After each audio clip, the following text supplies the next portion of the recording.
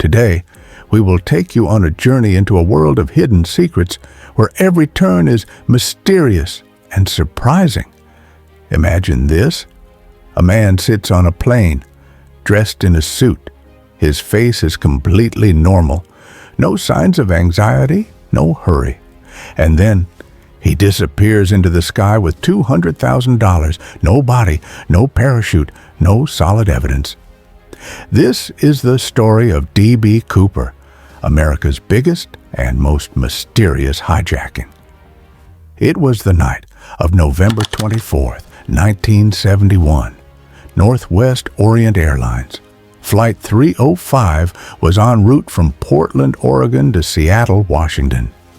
Normally, this would have been just another routine flight. But on this night, something was about to happen that would forever be remembered in aviation history. Little did the passengers know that one of them would turn an ordinary flight into a hijacking. Around noon, an ordinary man appeared at the airline's flight counter. He purchased a one-way ticket for Flight 305 under the name Dan Cooper. It was an unremarkable name, but it marked the beginning of a daring and unexplained mystery. According to reports, Cooper was a white man in his mid-40s with dark hair. He wore a black suit, a white shirt, a skinny black tie, and a black coat. His appearance was normal, but his presence would soon change the course of history. Cooper carried a black briefcase. Once on board, he took seat 18E, located in the last row. A simple choice, but this first move would turn the entire journey into a suspense-filled hijacking. The flight had 6 crew members and 36 passengers. The plane took off from Portland at 2:50 p.m. Shortly after, Cooper handed flight attendant Florence Schaffner a note. At first, Schaffner assumed it was just a businessman's phone number and placed it in her purse without reading it. Cooper quietly said, "Miss, you better take a look at that note." When Schaffner opened it, it read, "I have hijacked the plane and there is a bomb in my briefcase. I want you to sit next to me." Schaffner then sat next to him and asked to see the bomb. Cooper opened his briefcase, revealing 2 rows of red cylinders, wires, and a large battery, resembling a bomb. $200,000 in cash, equivalent to about $1.6 million today, 2 front parachutes, and 2 back parachutes. By requesting these specific items, Cooper signaled that he could take a hostage to ensure the parachutes weren't tampered with. The atmosphere on the plane suddenly turned serious. However, the passengers still had no idea that the plane had been hijacked. When the flight attendant relayed Cooper's message to the cockpit, the pilot realized this was a serious hijacking situation. The plane was no longer just a flight. It had become a national security incident. The pilot made no announcement. The passengers were completely unaware of what was happening. The only reason was to avoid panic. Inside the cockpit, the tone had changed, but control was still in the pilot's hands. The pilot established contact with the control tower. During this communication, the hijacking was confirmed. The bomb threat was communicated. Cooper's demands were clearly conveyed. The communication was calm and professional, as a rash reaction could have endangered the entire flight. The control tower then informed airline management, local authorities, federal agencies. Every demand was noted, and it was decided that the safety of the passengers was the top priority. Seattle, Washington, was chosen as the landing point at Tacoma International Airport, SeaTac. Constant coordination was maintained between the control tower and the pilot. Cooper always insisted that the flight attendant stay with him. As the plane circled over Seattle, Mucklow spoke with Cooper and asked why he had chosen to hijack Northwest Airlines. Cooper laughed and said, "It's not because I have a grudge against your airline. It's just because I have a grudge." The airline management collected $200,000 from the Seattle First National Bank, which weighed about 19 pounds, 8.5 kilos. Most of the bills had serial numbers starting with L, indicating they were issued by the San Francisco Federal Reserve Bank. The FBI made a microfilm of the money. The SeaTac Police Department acquired 2 front reserve parachutes from a local skydiving school and 2 back main parachutes from a local stunt pilot.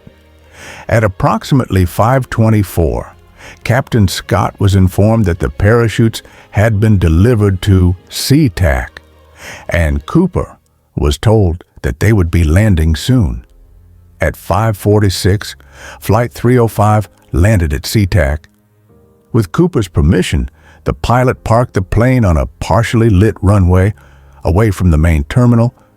Cooper's only demand was that an airline representative bring the parachutes and money to the plane, and that entry and exit be through the front door only.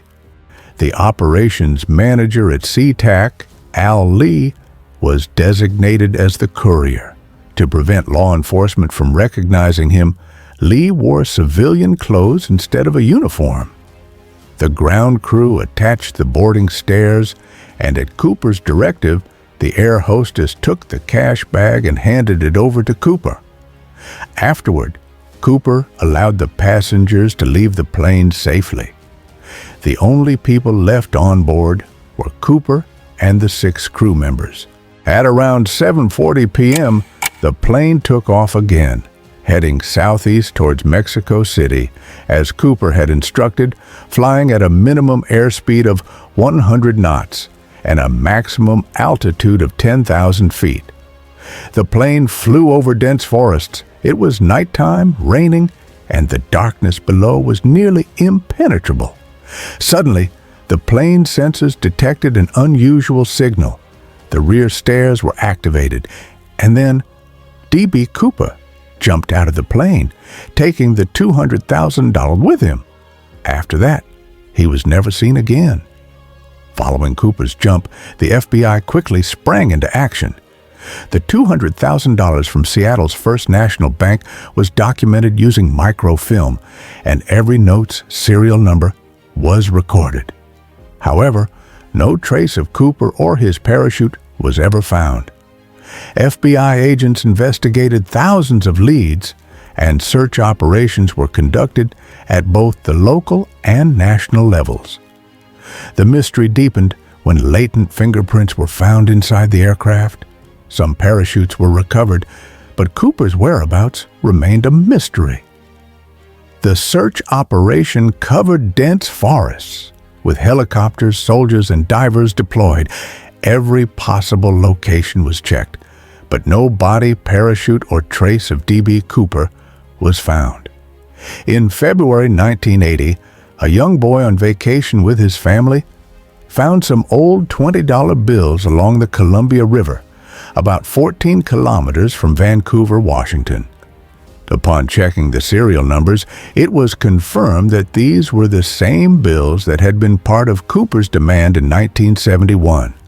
However, only a few notes were found. Where was the rest of the money? To this day, it remains missing.